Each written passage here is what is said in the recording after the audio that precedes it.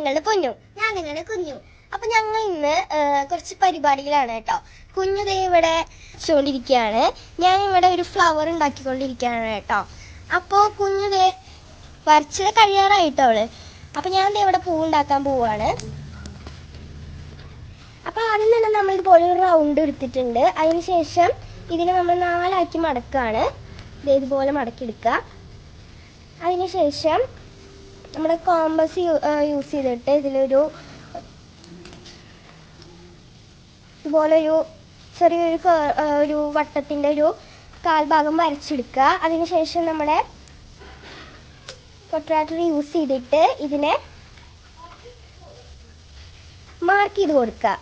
10 to 20 30 ഒക്കെ പറയില്ലേ, അങ്ങനെ മാർക്ക് ചെയ്തെടുക്കും.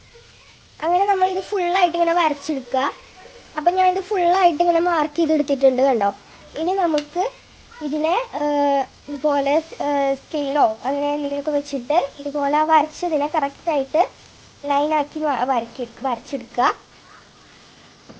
അപ്പോൾ നമ്മളിത് ഇതുപോലെ അത് ഫുള്ള് മാർക്ക് ചെയ്തെടുത്തു. അതിന് ശേഷം അത് ഇതുപോലെ കട്ട് ചെയ്തെടുക്കുക.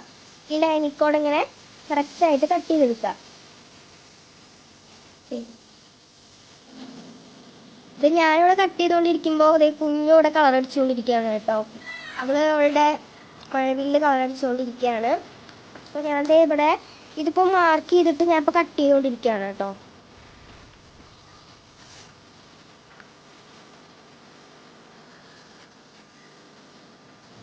അങ്ങനെ നമ്മളിത് ഫുള്ളായിട്ട് കട്ട് ചെയ്തെടുത്തിട്ടുണ്ട്. ഇനി ഇതിൻ്റെ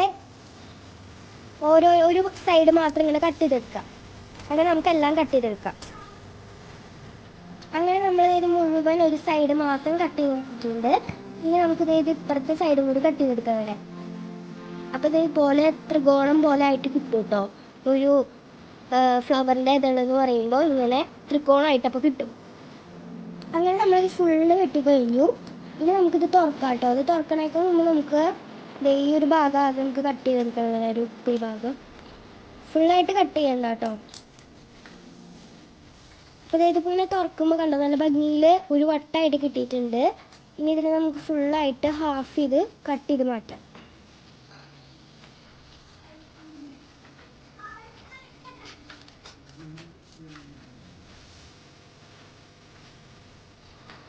അങ്ങനെ നമ്മളിത് ഹാഫ് ചെയ്ത് ഇങ്ങനെ കട്ട് ചെയ്തെടുത്തു.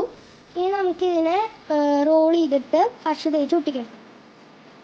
ഒരു ഭാഗം ഇങ്ങനെ റോൾ ചെയ്യുക, എന്നിട്ട് പശ തേച്ച് ഒട്ടിക്കണം.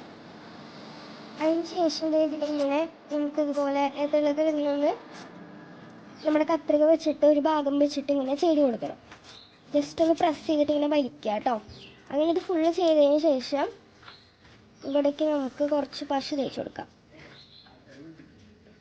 അങ്ങനെ പശ തേച്ചതിന് ശേഷം ഇത് ഫുള്ളായിട്ട് ഇതുപോലെ മടക്കിയെടുക്കണം. അത് കണ്ടോ, ഇതുപോലെ ഒരു പൂവായിട്ട് കിട്ടും. അങ്ങനെ നമ്മളത് ഇത് 2 എണ്ണം അങ്ങനെ ഉണ്ടാക്കിയെടുത്തിട്ടുണ്ട്. ഇനി നമുക്കിത് ഒന്നിൻ്റെ മുകളിൽ ഒന്നായിട്ട് ഇതുപോലെ ഇങ്ങനെ ഒട്ടിച്ചെടുക്കണം. അങ്ങനെ നമ്മളിത് ഇതിങ്ങനെ 2 എണ്ണം കൂട്ടി ഇതുപോലെ ഒട്ടിച്ച് വെച്ചിട്ടുണ്ട് കേട്ടോ. ഇതിങ്ങനെ ഒട്ടിക്കുമ്പോൾ നല്ല തിക്കായിട്ടുള്ള ലെയർ പോലെ തോന്നിക്കാൻ വേണ്ടിയിട്ടാണ് ഇങ്ങനെ ഒട്ടിച്ചത്. അപ്പോൾ ഞാൻ ഇതൊക്കെ ഇങ്ങനെ ചെയ്ത് വരുമ്പോഴേക്ക് ഇവിടെ ഒരാളുടെ കഴിഞ്ഞു കേട്ടോ. നല്ല ഭംഗിയുണ്ട് കാണാൻ. അപ്പോൾ ഇവളുടെ ഫുള്ളായിട്ട് ഇങ്ങനെ കഴിഞ്ഞിട്ടുണ്ട്. അപ്പോൾ ഇനി ഇത് എന്താ ചെയ്യേണ്ടതെന്ന് വെച്ചാൽ ഇതിൻ്റെ നടുഭാഗത്തായിട്ട് നമുക്കൊരു സാധനം വെക്കണം. അതായത് പൂവിൻ്റെ ഉള്ളിലുണ്ടാകുന്ന ഒരു ഐറ്റം ഉണ്ടല്ലോ, അപ്പോൾ അതുണ്ടാക്കണം. അപ്പോൾ അതെങ്ങനെ ഉണ്ടാക്കാമെന്ന് നോക്കാം. അപ്പോൾ നമ്മൾ നെക്സ്റ്റ് ഇതുപോലെ ഒരു പേപ്പർ ഇങ്ങനെ കട്ട് ചെയ്തതിന് ശേഷം അതിന് നടുമടക്കുക കേട്ടോ. ഇനി നമ്മൾ ഇതിനെ നടുമടക്കിയതിന് ശേഷം കത്രിക എടുത്തിട്ട് ഇതുപോലെ ഇങ്ങനെ കട്ട് ചെയ്ത് ഇത് തുണ്ട് സ്പേസ് വിടണം കേട്ടോ. അതിന് ശേഷം വേണം ഇങ്ങനെ ഇത് മൊത്തം നമുക്ക് ഫുള്ളായിട്ട് കട്ട് ചെയ്തെടുക്കണം. അങ്ങനെ നമ്മളിത് ഫുള്ള് കട്ട് ചെയ്തെടുത്തു. ഇനി നമുക്കിത് തുറക്കണം. തുറന്നിട്ട് നമ്മളിത് ഇതുപോലെ ഇങ്ങനെ വെച്ചിട്ട് ഈ ഭാഗത്ത് നമുക്ക് പശ തേച്ച് കൊടുക്കണം.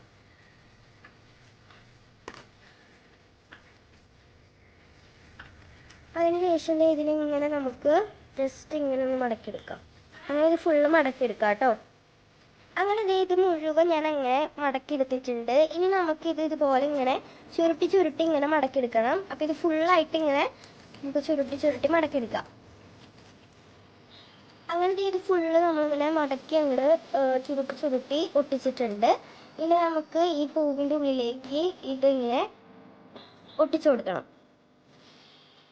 അങ്ങനെ നമ്മുടെ പൂവ് ഉണ്ടാക്കി കഴിഞ്ഞിട്ടുണ്ട് കേട്ടോ. ഇനി നമുക്ക് ഇതിന് വേണമെങ്കിൽ സ്റ്റെമ്മൊക്കെ വെക്കാം കേട്ടോ. അപ്പൊ ഞാനിവിടെ സ്റ്റെമ്മൊന്നും വെക്കുന്നില്ല. അതേപോലെ എനിക്ക് പൂ ഉണ്ടാക്കി എടുത്തിട്ടുണ്ട്. അപ്പൊ ഈ കുഞ്ഞിന്റെ റെയിൻബോയിന്റെ ഇവിടെ അടിപൊളിയായിട്ട് റെഡി ആയിട്ടുണ്ട് കേട്ടോ. കുഞ്ഞിന്റെ റെയിൻബോ സൂപ്പർ ആയിട്ടുണ്ട്. അപ്പൊ ഗൈസ്, ഇന്നത്തെ വീഡിയോ ഇത്രേ ഉള്ളൂ. അപ്പൊ ഇന്നത്തെ വീഡിയോ എല്ലാവർക്കും ഇഷ്ടപ്പെട്ടെന്ന് വിചാരിക്കുന്നു. ടാറ്റാ.